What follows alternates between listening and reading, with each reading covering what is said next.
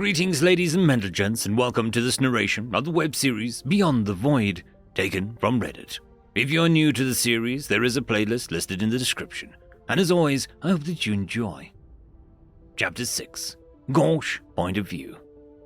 In major points of commerce and tourism, docking stations stretched as far as the eye could see, with entire cities built around them to accommodate travelers.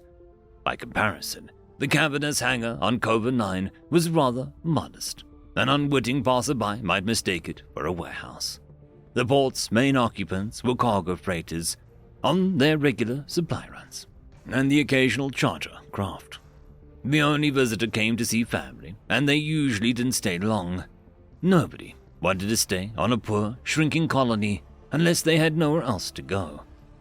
The three Covian custom officers looked up surprised to see a military vessel, armed to the teeth with weapons, descending into their little port. I expected more terror at the sight of a human warship, but I suppose these people realized their planet was too meager of a prize to appeal to the Earthlings. As we prepared to disembark, I considered leaving my gun behind. It would be a nuisance to lug a heavy rifle around. This trio didn't seem like they would pose any trouble to our party. I began to place the rifle back onto the weapons cart, but Joffy pushed it back into my paws. "You're an idiot, gosh," she growled. "A bunch of humans got mauled chasing this ship, and you want to run up to it defenseless. It's sitting in a tiny idle port. It's days before the disaster." I gestured out the viewport towards the customs officers on the ground. "I count 3 of them, and about 100 of us. What's the worst that could happen?" She glared at me. "You've already seen the worst that can happen, but you do what you want." With a sigh, I hoisted my rifle back onto my shoulders. My senses had tightened, and my exhaustion had faded. But there was also an unusual agitation steering my thoughts. I felt invincible, ready to run 1,000 clicks, with the newfound energy surging through my veins. I felt alive. Perhaps the brown drink Rykov gave me had been drugged. Now that I considered it, he had all but admitted that it was some sort of mind-altering substance. The dark-haired human was standing by the airlock, looking rather displeased with General Blaise. That did not bode well for our team's cooperation. Bickering between the galaxy's 2 most aggressive species could easily end in violence. General Rykov's voice was low, but with my species-sharp hearing, I was able to make out the words. "And why exactly are you in charge? Last time I checked, I outranked you."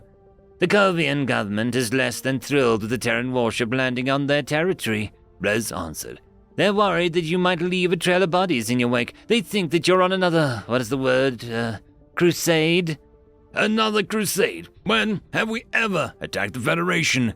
There was a hint of anger in Rykov's voice, and I noticed him clenching his fists. "We have never raised a finger against you. Lord knows we could have." "I beg to differ. There are several instances that come to mind." "Like Kylon." The human recoiled as though he had been slapped. Clearly, there was a subtext that I did not understand. General Kylon had been Rykov's predecessor, a Jatari officer who was killed in action during the war. The venom in Blaise's voice suggested that he blamed the Terrans for his comrade's death, or he believed something more nefarious was afoot. "How dare you!" Rykov spat. "You have no idea what you're talking about." "I was his first officer." "I know plenty." Blaise's antenna twisted together, as though he was trying to calm himself. "Look, I'm trying to help you. Announcing yourself as Terran military won't open a lot of doors, whereas the Jatari were respected. Just for once, let me do the talking." Before the human could offer any protest, Blaise pulled the door handle and started down the landing ramp. After a brief moment of hesitation, Rykov followed, with the rest of our entourage in tow. The customs officers at the bottom barely looked up from her holopad, despite the presence of 50 armed personnel. Again, her lack of emotion struck me as odd, as did the fact that her partners had vanished. "Greetings, I am Skitali. Please state your nature of your visit." "Military business. We're here to confiscate a Terran ship under the name Pisces," Blaise said. "For what reason?" Skitali said. "Not your concern. Take us there now, or you'll be an enemy of the Jatari." "Do you have a warrant? You can't." Blaise waved a pistol at her, pressing it against her neck. "Here's my warrant. Move!" The Jatari general's brutish methods sickened me. No civilized soldier would resort to threats and bullying without any provocation. Here was a proof that the aggressive species were only as good as their reputation, right in front of me. I rested the glass at Rykov and noticed that he looked appalled, as I felt. Why would it bother the human? Blizz! Rykov's voice dropped an octave, and it didn't escape my notice that he felt a general's title. Put that weapon down, or I will put you down. Will you? There was a click as the human removed the safety on his gun. Last warning. This is not how we treat civilians under my command. With a furious snarl, Blizz lowered his weapon and turned all three eyes towards Rykov. If looks could have killed, the human would have moved and melted to a puddle, then and there. The Terran general took a deep breath, trying to collect himself. I apologize for my subordinate, Skatali. I'll be having some stern words with him later, I assure you. She nodded, strangely unperturbed. It's all right. As I was saying, do you have a warrant? By law, I can't allow you to inspect or seize property without it. I understand.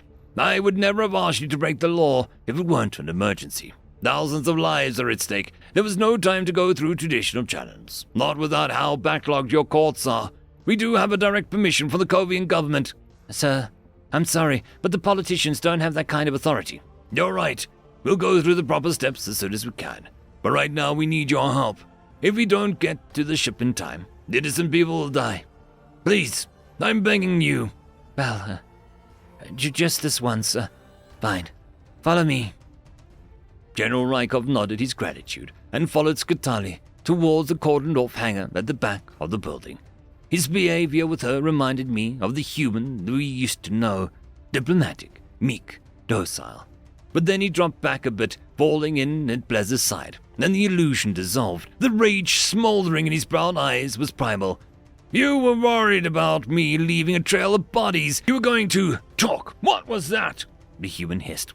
Everything was under control until you interfered. I wasn't going to hurt her. Blizz shook his head, refusing to look at the human. She wasn't cooperating. All that was needed was a bit of intimidation. You know, remind the rent-a-cops of their place. You can't show weakness like that. That groveling was pathetic, an embarrassment to your kind.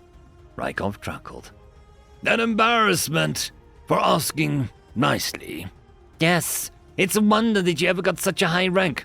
I was thinking the same about you.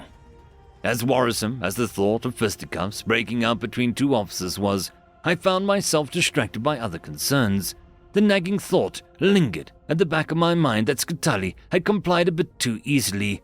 It was as though she had only been stalling for time. Where had her partners gone? Maybe it was just the coffee drugs creating anxiety, but this did not pass the smell test. The customs officer pressed a button to open the hangar. The metal door slowly slid aside. I made out a few dozen silhouettes, crouching in firing positions. The majority of armed forces appeared to be human, which was rather unusual for the middle-of-nowhere colony. Well, that explained where the partners had gone to round up the rest of the crew. Acting on instinct, I tugged Joffrey to the ground. Not a second later, gunfire erupted around us. Blood splattered onto my nose as a plasma round tore through a human soldier in front of me. He dropped to the floor with a sickening thud, splayed out with a burgeoning pool of crimson. Shock pulsed through my chest as I realized how close that was to being me. Around us, several others fell, and more stumbled from non-fatal hits. Our attackers had gotten the drop on us with the ambush. Our surviving troops scrambled for cover, diving behind loose shipping containers and stray objects. Skatali was nowhere to be seen, so I assumed she rejoined her buddies once the fighting broke out. Our enemies noticed a group of Terran soldiers crouched behind a refreshment station and tossed a round object towards them. The humans seemed to recognize the device and scrambled out of the hiding spot. Perhaps it was some sort of tool meant to flush out stowaways, but the tiny ball looked harmless. The device detonated as soon as the thought crossed my mind. Despite its puny size, it unleashed a forceful blast that took down all in its vicinity. Right. Everything with humans involved, explosions. How could I forget? Bits of shrapnel rained out from the epicenter, maiming anyone who lacked shelter. This was a butcher's weapon, intended to inflict pain and suffering. I saw one human crawling away, dragging the blood-soaked remnants of a leg behind her. My knowledge of xenobiology was hazy, but if memory served me right, humans weren't capable of limb regrowth. What did they do with their wounded and impaired? Didn't they have a saying, only the strong survive? Perhaps the Terrans would just leave this one to die. since it was doubtful that she could walk again. Gosh! With a quick glance, I saw Joffrey crawling towards the stout metal container where Rykov, Blez, and a few other men were waving us over. She seemed to have called my name several times. Are you going to just lay there, watching? Get your ass over here! I wriggled over to the makeshift shelter, propping myself against the cool surface. Rykov and Blez were crouched side by side, quarrel forgotten, returning fire. Facing off against a force that was primarily humans didn't bode well for me. But it was better than sitting back on my paws. I reached for my rifle and peered over the container with my scope. If I was to die on the mission, I might as well go down shooting. End of chapter. The algorithm reckons you should be watching this video next, and I recommend that you should be always watching my video. So, click with energy! And yes, clicking that does help the channel. Thank you very much. I just quickly want to thank the Tier 5 patrons and channel members: Alithia Barkey, Cam Maxwell, Casper Arnholtz, Albarden Guster, Arcadian, Lord Azrakal, and Joachim Backer.